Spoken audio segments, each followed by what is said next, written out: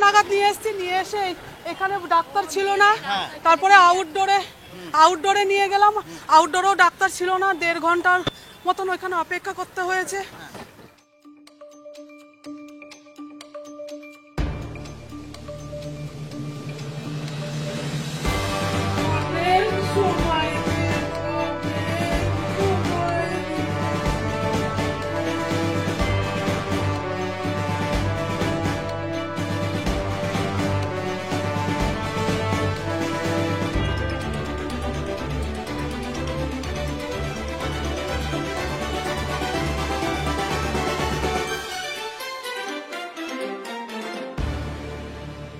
কালকে আমরা যাওয়ার সঙ্গে সঙ্গে করিডিয়াম বিল্ডিংটা যে আছে, তো ওইখানে গিয়ে জিজ্ঞেস করলাম ম্যাডামকে ডাক্তার আছে কিনা।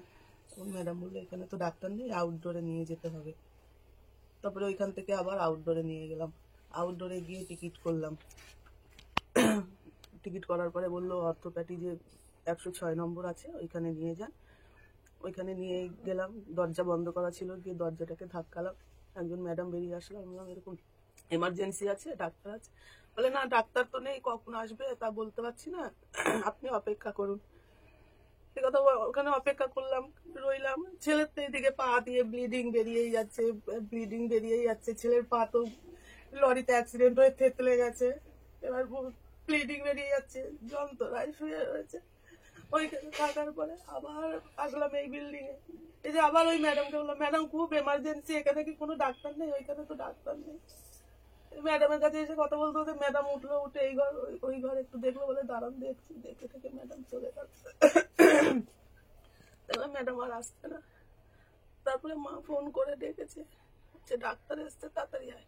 তারপরে গেছি, ছুটে গেছি, ডাক্তার দেখে আরেকজন ডাক্তারকে বললো ব্যান্ডেজ করার পর, তাও ডাক্তার এসছে 1 ঘন্টা 1.5 ঘন্টা পরে।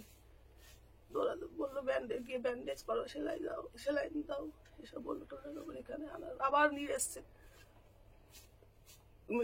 এমার্জেন্সিতে। নিয়ে আসার পর ডাক্তার তখন ওই শুধু পাটাকে ব্যান্ডেজ করেছে, এত ব্লাড বেরোচ্ছে খালি ব্যান্ডেজ। এর মধ্যে ছেলেটার তো পায়ে ব্লিডিং তো হয়ে যাচ্ছে, আগে তো প্রচুর হয়েছে, হ্যাঁ, তারপরেও মানে ব্যান্ডেজ করার পরেও ব্লিডিং হয়েছে কিছুটা। তো জল একটু ভেবেছিলাম জল খাওয়াবো, সেটাও পারিনি। একটু গরম দুধ খাওয়াবো, সেটাও খাওয়াতে পারিনি। কিনে এনেছিলাম একটু গরম দুধ খাওয়াতে পারিনি। ডাক্তারবাবু বললেন খাওয়াবেন না, শ্বাসনালী চারটে পেশেন্ট যখন তখন মারা যেতে পারে, খাওয়াতে হবে, কিচ্ছু খাওয়াবেন না। খাওয়াতে পারলাম না। ডাক্তারের কোনো মানে এখানে ভূমিকাই আমি দেখছি না। মানে একটা এমার্জেন্সি ক্রিটিক্যাল পেশেন্ট, তার তো মানে ইমিডিয়েটলি ট্রিটমেন্ট দরকার, ইমিডিয়েটলি, তাই না? একজনের পা যেখানে থেতলে গেছে সেখানে তার ইমিডিয়েটলি দরকার, কিন্তু সেটা হয়নি। এইখানে অডিটোরিয়ামে নিয়ে এসে পেশেন্টকে রেখে দিয়েছি, ডাক্তার খুঁজছি, ডাক্তার নেই। আউটডোরে গিয়ে ওইখানে 1 ঘন্টার ওভার হয়ে গেছে, প্রত্যেকে ডাক নিচ্ছে দেখে যে ছেলেটার শরীরটা সাদা হয়ে যাচ্ছে, ইমিডিয়েটলি ডাক্তার ডাকুন, ইমিডিয়েটলি। মা বলছে এখানে ডাক্তার কোথায়, ডাক্তারকে ডাকবো, এখানে ডাক্তার কোথায়? আমি আবার দৌড়িয়ে ওই আউটডোরের যে টিকিট ম্যাডাম ছিল ওনাকে বললাম ম্যাডাম এখানে কোনো ডাক্তার নেই, আমার তো ভীষণ এমার্জেন্সি, কোনো ডাক্তার নেই। ম্যাডাম বলছে কেন 106 নম্বরে ডাক্তার নেই? আমি বলছি না কোনো ডাক্তার নেই, ভীষণ এমার্জেন্সি। এই বলে আমি আবার এখানে এসছি অডিটোরিয়াম বিল্ডিং এ, ওখানে আবার এসে ওই ম্যাডাম কোনো ডাক্তার নেই ওইখানে, এখানেও কি কোনো ডাক্তার নেই? ম্যাডাম দেখলো না কোনো ডাক্তার নেই। ছেলেটা চোখের সামনে ট্রিটমেন্ট না পেয়ে কষ্ট পেয়ে তরপাতে মরেছে। লাস্টে হাত ফেল করলো, এক্সরে করতে গিয়ে ওইখানে এক্সরে করার আগেই মনে হয় নিঃশ্বাসটা চলে গেছে, নিঃশ্বাসটা। ওরা সিটি স্ক্যান করেনি, তাড়াতাড়ি করে পাঠিয়ে দিয়েছে, খালি পায়ের এক্সরেটা করেছে, বলে তাড়াতাড়ি নিয়ে যান। আমি তো কোনো ডাক্তারকে দেখলাম না। তো আমরা যে আউটডোরে যে দৌড়দৌড়ি করছি, এখন তো একজন তো ওর কাছে তো থাকতে হবে। আমার মেয়েকে বলছি তুই দৌড়া, আমি এখানে আছি। আমি তখন সামলাচ্ছি, আমাকে তো দিদা করে তো চিৎকার করছে, ও দিদা আমি আছি ভাই, এখানে তো কোনো অসুবিধে নেই। কিন্তু আমার মেয়ে তো দৌড়েছে, আমরা দুটো মেয়ে কি করে বাচ্চাটাকে যে নিয়ে আসছি। তারপরে তো দেখছি এরকম অবস্থা, ডাক্তার তখন মেয়ে তো ওরকম বললো, আমি শিগগির একজনকে বললাম সে ওখানকার মুসলমানকে, দিদি এটা কি হয়েছে? কারণ চাচা বলতে পারছি না, অ্যাক্সিডেন্ট হয়েছে না কি হয়েছে, এরকম ব্যাপার। তখন বেডিং পড়ে যাচ্ছে, রক্ত, চাদর, তুলো সব ভিজে যাচ্ছে। আমার তো পুরো কাপড় টাপড় পুরো ভেজা। পেশেন্টটা যে এসে দেখবে, কিন্তু সেটা আসেনি। আমরা কিন্তু ডাকছি, লাস্টে আমাকে একটা নার্স এসে আমাকে খুব মুখ করছে, আপনি সরে যান, সরে যান, এখানে দাঁড়িয়ে আছেন কেন? আরে আমার পেশেন্ট এরকম হয়েছে, আমি সরে যাব? একটা সিস্টার আমার সঙ্গে খুব করেছে, আচ্ছা এরকম চোপা করছে কেন? চোপা করবে না, আমরা কিন্তু অনেক করে এসেছি। না না, শ্রীরামপুরে না, শ্রীরামপুরে তো এসব করেনি ওরা, যেরকম ডাক্তাররা যে বিচার চাইছে, আপনারা এখন কি চাইছেন? আমরা সেটাই চাইছি, যে একজনের জন্য হাজার মায়ের কোল খালি হবে না, সেটা কি চাইবো? আজকে যে আমার নাতিটা যে মরেছে, মানে খুব কষ্ট পেয়েছে, আমি তো সেখানে মাথা বোলানো, হাত বোলানো, ঠিক আছে ভাই আমি এখানে আছি, কোনো অসুবিধে নেই। ওনাকে বলছি তুমি, ওটা তো কম্পাউন্ডারই, ও তো ডাক্তার নয়, সাইডে ও এসে ড্রেসিং করছে।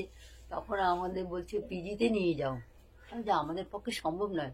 এবার শ্রীরামপুর ওয়ার্ল্ডস থেকে আমরা এসেছি অ্যাম্বুলেন্সে করে, আবার ওখানে নিয়েছি, 9টার মধ্যে আমরা নেমেছি, একটা অব্দি শুধু এপাশ এপাশ করেছি, একবার ওখানে একবার এখানে।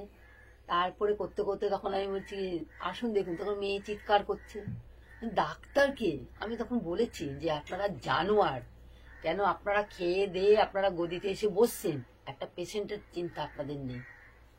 বাধ্য আমাকে বলতে হয়েছে, আজকে আমার নাতিটা এখানে মরে গেল, আপনারা কি করলেন? ইচ্ছে দুঃখজনক ঘটনার কিছু হতে পারে না। একটা মানুষ দাঁড়িয়ে তার মা, তার দিদিমা চোখের সামনে দেখছে তাদের একটা প্রিয় সন্তান দাপড়াচ্ছে, অথচ কাতর অনুনয় বিনয় করছে যে তার চিকিৎসা করা হোক, অথচ ওনারা বলছেন যে কেউ এতটুকু তাদের প্রতি সহানুভূতি দেখায়নি এবং বিনা চিকিৎসায় মারা যাচ্ছে। আন্দোলন নিশ্চয়ই করুক, কিন্তু একজনকে রক্ষা করতে গিয়ে যদি এভাবে হাজার হাজার মানুষ মৃত্যুর কোলে ঢলে পড়ে, এর দায়টা কে নেবে বলুন? এর দায়টা কার? এই যে মায়ের কোলটা খালি হলো, এই মায়ের কোলটা কি আর কোনোদিন ফেরত হবে?